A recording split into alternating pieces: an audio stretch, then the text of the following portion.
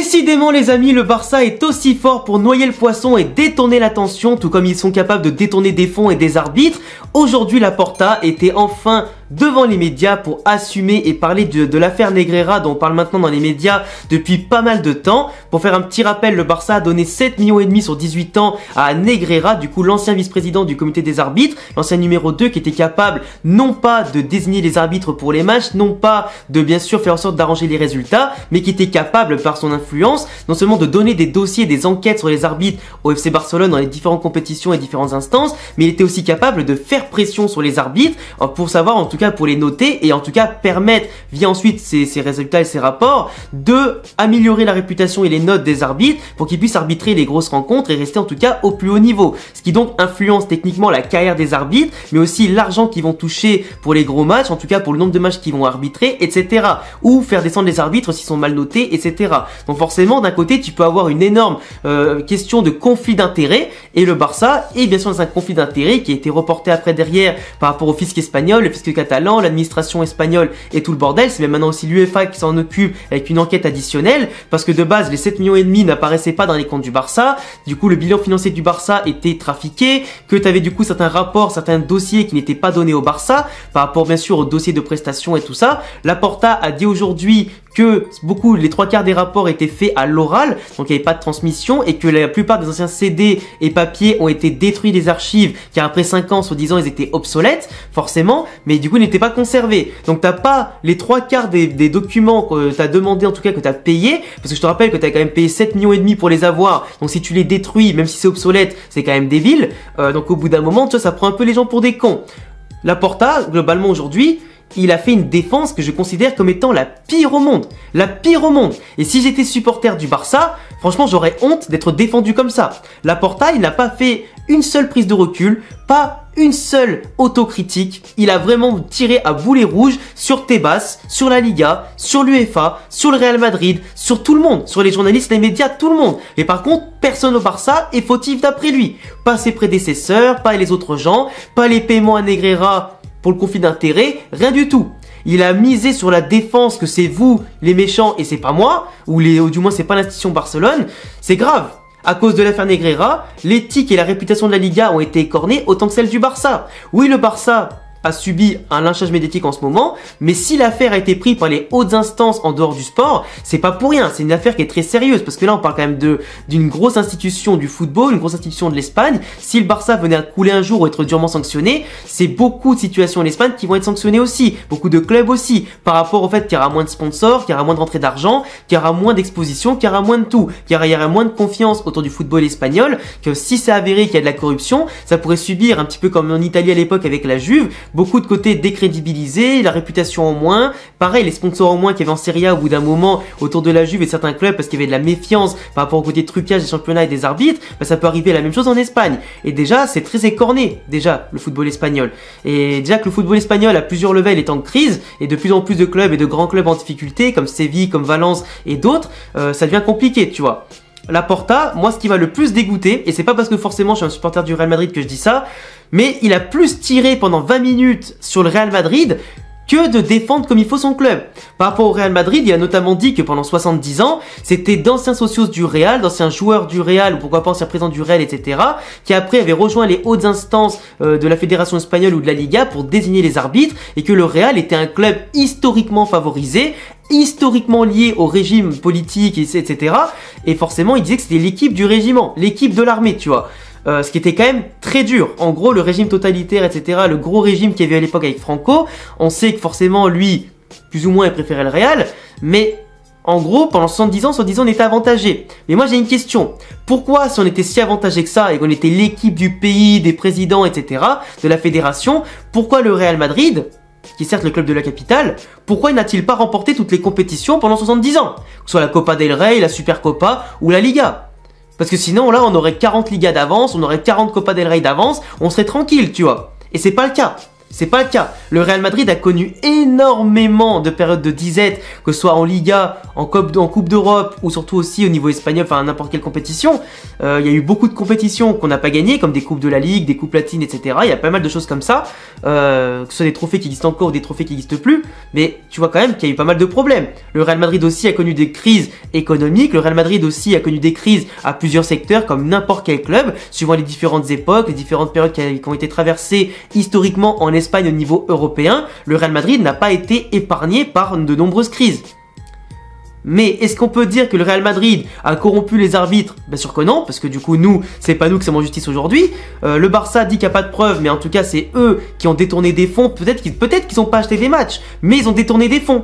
C'est la vérité, parce que 7 millions d'euros donnés à un gars pour des services qui ont été surpayés, comme l'a dit un journaliste où le service c'est que 100 euros et quelques, ou pourquoi pas 1000 euros, mais c'est pas 7 millions et demi. Et quand tu mets 7 millions et demi sur les 18 ans qu'ils ont payé, tu divises ça par du coup 18, ça fait 400 000 euros. Tu divises par 12, ça fait 30 000 euros par mois pendant 18 ans.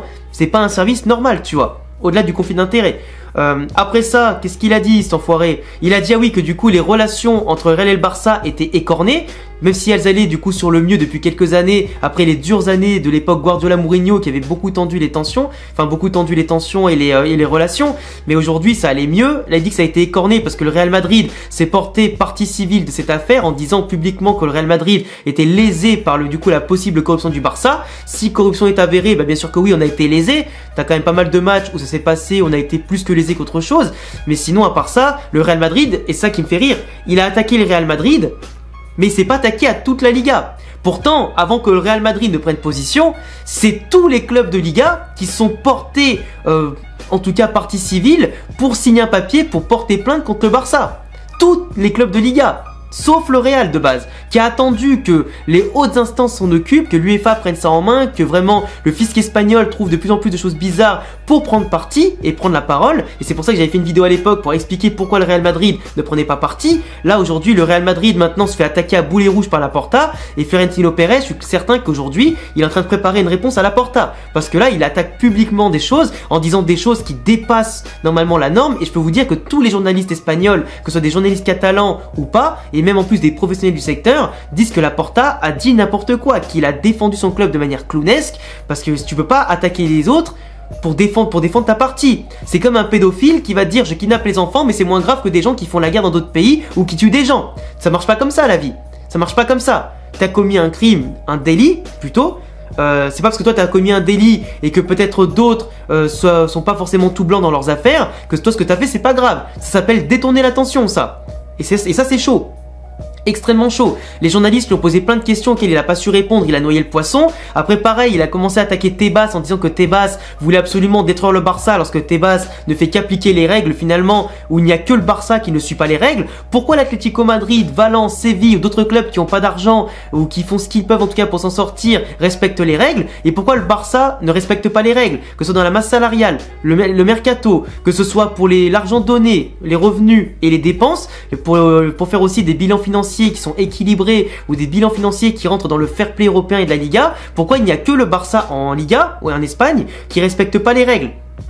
C'est pas parce que t'es le Barça que tu respectes pas les règles, en fait. Le Real respecte les règles, Atlético respecte les règles, tout le monde fait avec ses moyens, parce que le Real a mieux géré les crises Covid, etc., avec ses coupes budgétaires ou simplement pour récupérer des revenus intéressants, a plus performé dans les différentes compétitions dans ce laps de temps pour bien sûr assurer sa transition post-Ronaldo et aussi pour avoir des sous de côté. On n'a pas fait des mercatos de folie, on a su se tenir à ce qu'on avait, même si des fois ça a été difficile de gérer en tout cas la transition avec des jeunes qui venaient à peine d'émerger, qui du coup nous a coûté une saison blanche par exemple en 2021, mais on a fait ce qu'on avait, on n'a pas surdépensé, on n'a pas vécu au-dessus de nos moyens. Il y a eu le prêt du stade, il y a eu pas mal de choses, donc globalement le Barça s'est englué lui-même dans la merde depuis des années avec Bartomeu et maintenant avec Laporta, et tirer à boulet rouge sur les autres et pas faire d'autocritique et pas faire d'introspection sur ton propre club, même s'il y a eu des choses bien sûr qui ne sont pas du domaine de compétences de Laporta, parce que c'était Bartomeu qui avait aussi englué le Barça dans la mouise plus que lui de base. Lui il a récupéré les pots cassés, il essaie de réparer tout ça, mais ne pas faire d'autocritique, c'est pas bon. Il a aussi critiqué l'UEFA qui a attaqué directement le Barça, qui a pas pris de recul, etc. Même s'il considère que Cefrine a pris beaucoup plus de recul que Tebas par exemple. Mais Tebas, lui, ne fait qu'appliquer les règles. Cefrine a pris la parole en disant que le Barça doit être sanctionné s'il y a des choses vraiment avérées, car c'est un cas très grave et il avait jamais vu ça de sa vie au niveau espagnol, et que ça impacte aussi directement les compétitions européennes, car il peut bien sûr avoir des conflits d'intérêts à plusieurs levels. Donc tu vois, attaquer le Real avec des choses, certes, que toi tu penses, mais que tu penses toi, mais c'est pas professionnel de dire ça dans les médias, sachant que c'est des choses qui ne sont pas purement avérées, ou du moins des choses qui, veut dire, dépassent le seuil de ce qu'on appelle la théorie du complot. Voilà, c'est le mot que je cherchais. Donc pour moi, Laporta a vraiment pété un plomb. Il a vraiment pété un plomb. Oui, t'as pas de preuves, mais en même temps tu détruis les preuves. Oui, t'as pas de preuves, mais en même temps l'argent il a tellement circulé qu'on sait pas ce qui s'est passé. Là, tu sais, juste détourner des fonds ou des matchs, il suffit juste de mettre la pression sur un arbitre en lui disant tu perds ton emploi. T'as pas forcément besoin de lui donner de l'argent. Tu perds ton emploi si tu fais pas ça, ça va très vite, hein. Donc tu vois, au final, t'as pas forcément de preuves concrètes à ce niveau-là, mais le Barça a bien commis des erreurs sur beaucoup de points. Peut-être pas au niveau sportif avec les arbitres, mais sur d'autres points. Mais vraiment tirer à boulet rouge sur le Real et pas sur tous les clubs de Liga qui ont tiré avant sur le Real, enfin avant le Real sur le Barça, c'est chaud. Après oui, on sait que historiquement, de base, le Real et le Barça ont la plus grosse institution, on met la plus grosse pression sur les arbitres de base et semblent être plus favorisés. En tout cas, maintenant qu'il y a la VAR, c'est quand même beaucoup plus régularisé parce que voilà, maintenant il y a moins de possibilités pour les arbitres de se tromper ou de laisser glisser une erreur par-ci par-là. Mais quand même, le Barça est allé quand même plus loin que le Real et que beaucoup de clubs en Europe sur le conflit d'intérêts et sur justement ces problèmes d'arbitrage.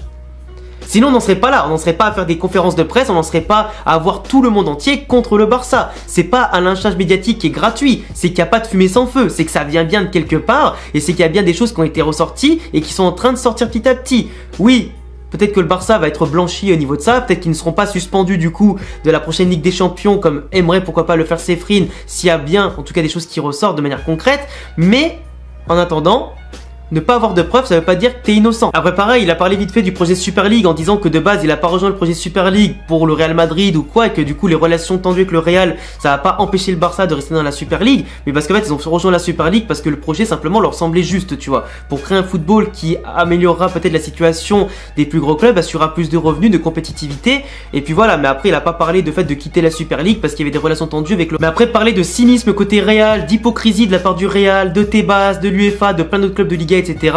Quand toi-même t'es hypocrite et que tu fais pas d'autocritique et qu'en plus tu te remets jamais en question, au bout d'un moment t'es vraiment remuer la merde en tout cas, essayer en tout cas de cacher un maximum tes crimes ou du moins tes problèmes. Et pour moi le Barça dans cette situation là, dans ce côté où ils se mentent à eux-mêmes, ils pourront pas avancer.